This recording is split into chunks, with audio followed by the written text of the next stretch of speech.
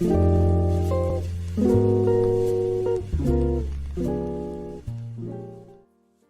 everyone, this is Mathematics and we are here with the fourth and fifth sections of the fourth chapter, which are graph transformations.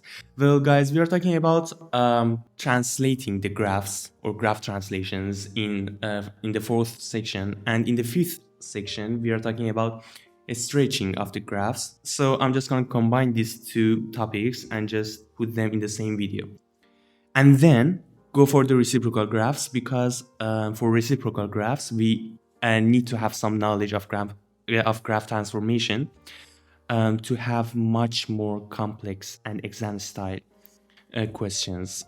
So let's just dive into it, guys. As for graph transformations, you need to know four kinds of transformation. First, if I have y equal to f of x plus k. This can be anything, guys. K, A, B, C, F. I don't know, doesn't matter. Any constant, or even this function can be g of x, h of x, anything. Doesn't matter. This is a translation with vector 0 and k. Well, really, let's be honest, guys.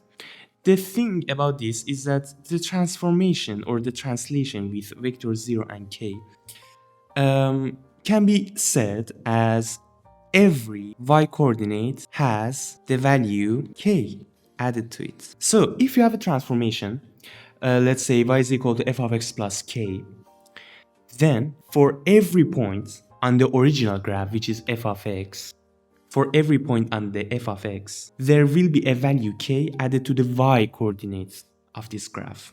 Alright? So only affects the y coordinates. This is it, right? Second transformation.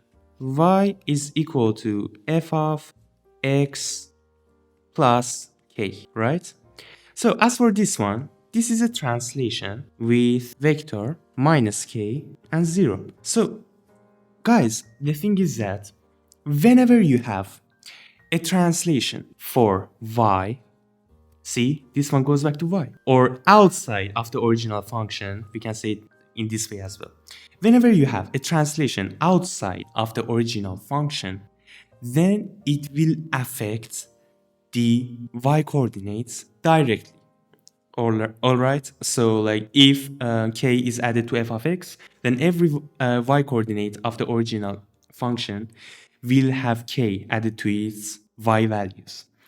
But if you have the constant, the k, inside the original function, which is here, see, inside of this whole brackets, then the opposite is going to be applied to the x coordinates. Alright? So this is simply that every x coordinate of the original function will have k subtract from it. Alright? So if inside the brackets of f of x k is added, then you subtract every x value of the original function by k. So this is it. Let me just erase this. Right, guys, the things that I highlighted with purple are translations. All right, they are not stretches, they are translations. All right, so as for the next two, they are stretches. All right, if you have y equal to a times f of x or k times f of x, I use k, so let's just use k here. If you have y is equal to k times f of x, then you have stretch with or by scale factor k parallel to the y-axis. What does it mean? It just simply means that every y coordinate is multiplied by k. That's it. So this is the whole purpose of this transformation, this stretch, that every y-axis is multiplied by, and if you have y is equal to f of kx, then it is a stretch with scale factor 1 over k in the direction or parallel to the exact. So let me just highlight this one as well. So guys, the thing is that if you are multiplying the x values by some constant in the original formula, okay, this is the original formula, right? If you're just multiplying every x value by a constant k in the original formula here, then on the graph, every x value will be divided by k. So the opposite operation for x and the same operation for y, all right? So if you're dealing with y, I'm just gonna scroll up so you can screenshot if you want to. All right. So you see, when you have y here, then the thing that you're gonna have is that y will be affected directly. Either it is multiplication, either it is a division, or it is addition, or it is subtraction, doesn't matter. Y values will be affected directly. But for x values, when f of x itself is being modified, when addition is happening, it's going to become subtraction on the graph. When it is subtraction, it's gonna become addition. When it is multiplication, it's gonna become division. And when it is division, it's gonna become multiplication.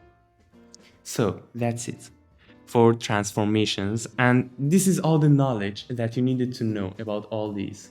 And with all of these, we can now go and learn reciprocal graphs. And the time of the video is going to be very short for this one because I'm not going to do much of an exercise here, because the main questions are I'm going to put them for the reciprocal graphs video. So that's all for this session, this one page and these 10 minutes.